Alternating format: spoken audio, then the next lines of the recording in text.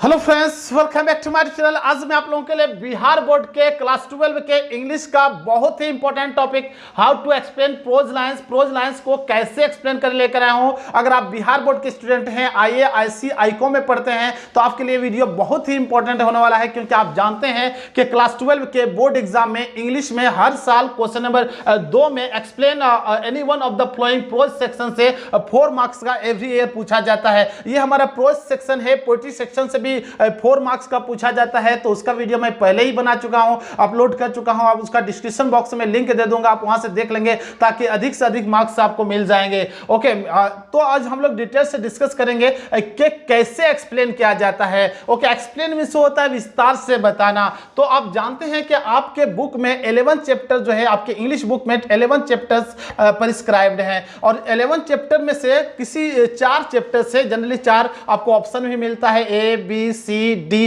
4 जो है आपको ऑप्शन मिलता है। तो 4 ऑप्शन में कुछ जो है इंपॉर्टेंट जो है कुछ लाइन को, इंपॉर्टेंट लाइंस को जो है चूज करके इस जो है 11 जो चैप्टर हैं उनमें से कुछ जो है इंपॉर्टेंट चैप्टर को चूज करके, सॉरी इंपॉर्टेंट जो है लाइंस को चूज करके आपको दे दिया जाता है और उसको एक्सप्लेन करना पड़ता है। तो आज हम लोग इस वीडियो में पहले समझेंगे कि जो है एक्सप्लेन कैसे किया जाता है। आप एक्सप्लेन करने के लिए आएगा तो आप कैसे लिखेंगे, कितने स्टेप में लिखेंगे और कितने पैराग्राफ में लिखेंगे और कौन से पैराग्राफ में क्या लिखेंगे, इस वीडियो में डिटेल से डिस्कस करेंगे। तो पहले समझते हैं, मैंने जो है स्टेप वाइज भी दिया है पैराग्राफ। स्टेप बोले तो paragraph wise step 1, step 2, step 3, यानी 3 स्टेप में, यानी 3 पैराग्राफ में आपको लिखना होता है। क्या लिखना होता है? 3 पैराग्राफ में ऐसे लाइन को एक्सप्लेन करना होता है। तो फर्स्ट स्टेप में क्या लिखेंगे, मैंने यहाँ पॉइंट वाइज भी किया है। देखिए, फर्स्ट स्टेप में लिखेंगे where have the lines been taken from, lines कहां से लिया गया है। तो फर्स्ट स्टेप में बोले तो फर्स्ट पैराग्राफ में आपको बताना होता है कि जो लाइन दिया गया है, आपको एक्सप्लेन करने के लिए आपको यह बताना होगा कि ये कहां से लिया गया है, यानी किस चैप्टर से लिया गया है और इसके राइटर कौन है। ओके, अगर नहीं आपको पता होता है कि कहां से लिया गया है और कैसे लिखना है, इसके राइटर कौन है, कौन से चैप्टर से लिया गया है, तो इस वीडियो के अंत में उस पर भी डिटेल से डिस्कस करेंगे, ताकि आपको जो है एग्जाम में अगर पता नहीं चलेगा कहां से लिया गया है और उसके राइटर कौन है, तो भी आप इजी में अधिक से अधिक मार्क्स ला सकेंगे, अच्छा से लिख सकेंगे, अधिक से अधिक मार्क्स एग्जाम में ला सकेंगे। तो वीडियो तक के अंत तक बने रहेंगे, तो उसमें हम लोग जो है बात करेंगे। तो पहले समझते हैं कि आपको पहला पैराग्राफ में लिखना क्या होगा कि कहां से ये लाइन लिया गया है। तो आप इसको पहले एक बार समझते हैं। नानू काका open the silver snuff box and टूक ए पिंच। ओके, नानू काका के छूट गया है, आप लिख लेंगे नानू काका open the silver snuff box and टूक ए पिंच। ओके, नानू काका ने ओपन किया सिल्वर स्नफ बॉक्स को। ओके, स्नफ बॉक्स मीन्स होता है जिसमें जो है खैनी, जो एक तरह का खैनी, सूंघनी कहा जाता है। स्नफ मीन्स होता है सूंघनी। ओके, तो सूंघनी बॉक्स को खोलता है और टूक ए पिंच, और एक चुटकी लेता है। पिंच में से होता है चुटकी लेता है। तो ये कहाँ से लिया गया? आप जो अगर लाइन बाय लाइन पढ़े होंगे, ओके, हर चैप्टर को की कहानी को अगर अच्छा से पढ़े होंगे, तो आपको समझ में आ गया होगा ये कहाँ से लिया गया होगा। ओके, देखेंगे these lines have been taken from a pinch of snuff. नाम से ही पता चल रहा है स्नफ जो है बॉक्स की बात आ रही है, पिंच की बात आ रही है, तो ये पिंच ऑफ स्नफ से है। ये लाइन्स जो है, इन पंक्तियों को लिया गया है पिंच ऑफ स्नफ से। रिटन बाय मनोहर मालगांवकर, और किनके द्वारा लिखा गया है pinch of snuff? Manohar Malgonkar के द्वारा लिखा गया है। Manohar Malgonkar was a great Indian English novelist. Manohar Malgonkar जो है ग्रेट इंडियन इंग्लिश नॉवेलिस्ट थे and short story writer of 20th century, 20वीं शताब्दी के शॉर्ट स्टोरी राइटर भी थे। नॉवेलिस्ट और शॉर्ट स्टोरी राइटर थे 20वीं शताब्दी के। तो ये आपको जो है कंप्लीट कर लिए कि पहले जो है पैराग्राफ में लिखना था कि कहां से लिया गया है, उसके राइटर कौन है, तो आप समझ चुके होंगे। अब नेक्स्ट जो है, नेक्स्ट पैराग्राफ में यानी नेक्स्ट स्टेप में आप क्या लिखेंगे? What does the writer want to say through these lines। Okay, in line के जरिए राइटर क्या कहना चाहता है, लेखक क्या कहना चाहता है, नरेटर क्या कहना चाहता है, इसको सेकंड लाइन में लिखा जाता है।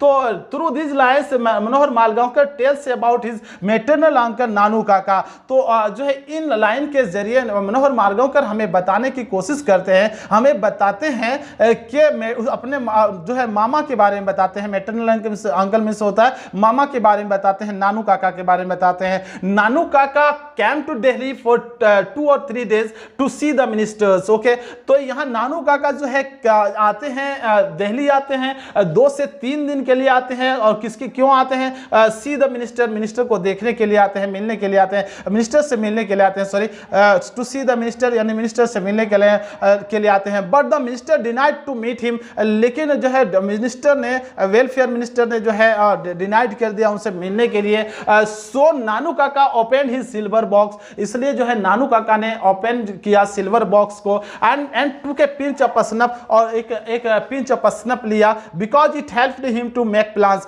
क्योंकि वो जब भी सूंघनी लेता था, जब जो है लेता था स्नफ बॉक्स से निकाल के, तो उससे जो उसको हेल्प मिल जाता था, यानी उससे जो है नए नए प्लान्स बनाने में उसको हेल्प मिलता था। तो नानू का ये हमें कौन बताते हैं? मनोहर मालगांवकर बताते हैं कि मेरे जो है मामा आए थे, और मेरे मामा जब आए थे तो वो जो है एक ऐसा समय था जब वो मिलना चाहते थे मिनिस्टर से, और जो है मिनिस्टर मिलने से इनकार कर देते थे।